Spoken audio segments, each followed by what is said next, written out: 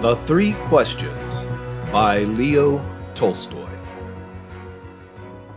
It once occurred to a certain king that if he always knew the right time to begin everything, if he knew who were the right people to listen to and whom to avoid, and above all, if he always knew what was the most important thing to do, he would never fail in anything he might undertake. And this thought having occurred to him, he had it proclaimed throughout his kingdom that he would give a great reward to anyone who would teach him what was the right time for every action, and who were the most necessary people, and how he might know what was the most important thing to do. And learned men came to the king, but they all answered his questions differently. In reply to the first question, some said that to know the right time for every action, one must draw up in advance a table of days, months, and years, and must live strictly according to it. Only thus, they said, could everything be done at its proper time. Others declared that it was impossible to decide beforehand the right time for every action, but that, not letting oneself be absorbed in idle pastimes, one should always attend to all that was going on and then do what was most needful.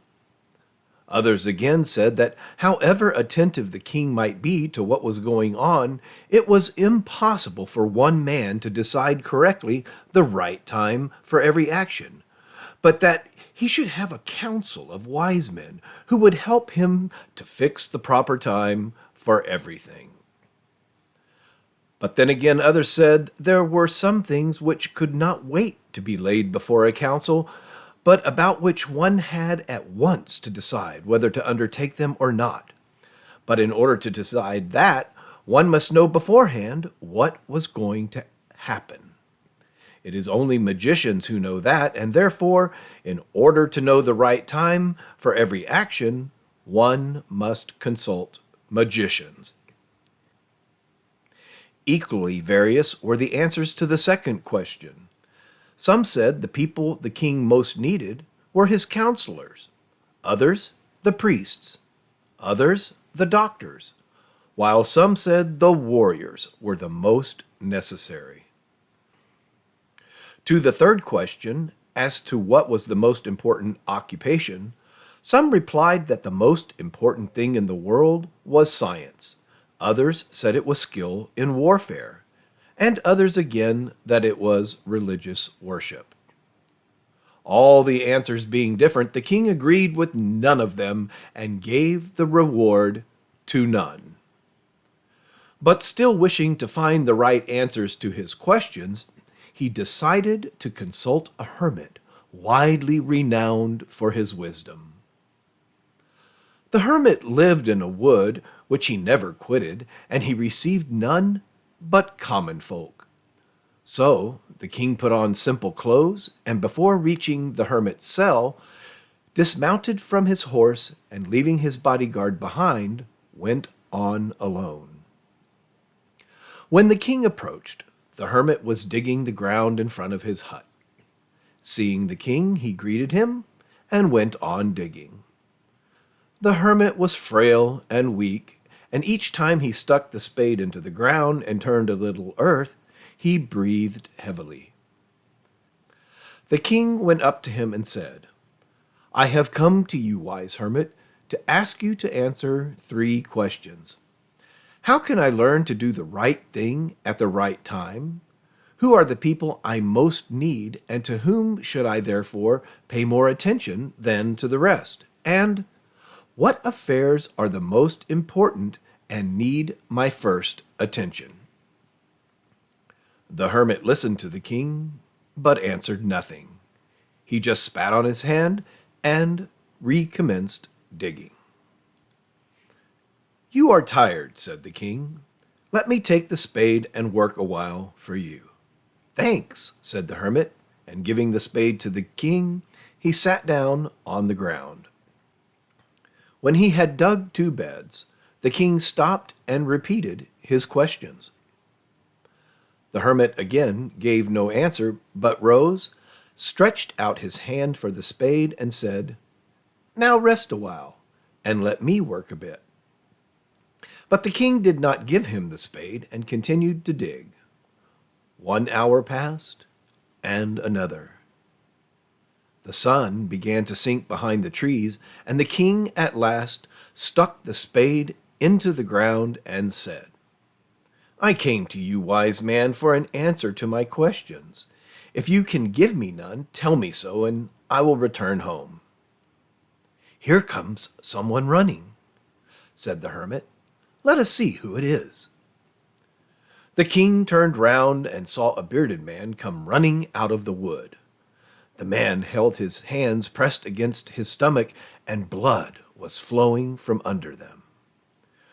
When he reached the king, he fell, fainting on the ground, moaning feebly.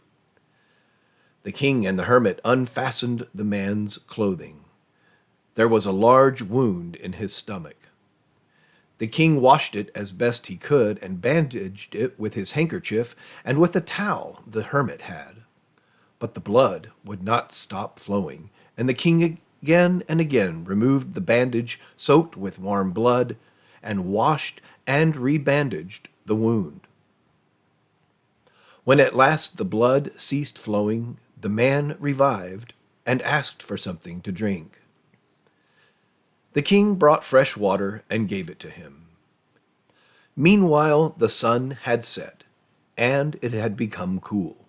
So the king, with the hermit's help, carried the wounded man into the hut and laid him on the bed.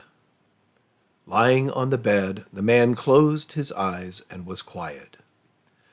But the king was so tired with his walk and with the work he had done that he crouched down on the threshold and also fell asleep, so soundly that he slept all through the short summer night.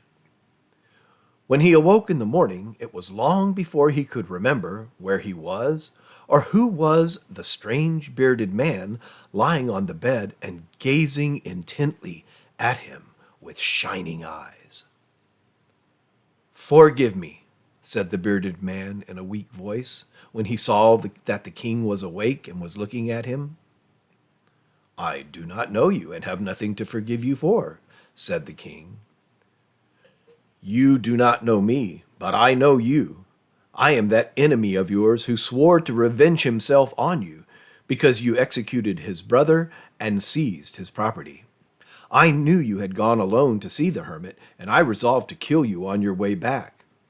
But the day passed and you did not return. So I came out from my ambush to find you, and I came upon your bodyguard, and they recognized me and wounded me. I escaped from them, but should have bled to death had you not dressed up my wound. I wished to kill you, and you have saved my life. Now, if I live and if you wish it, I will serve you as your most faithful slave and will bid my sons do the same.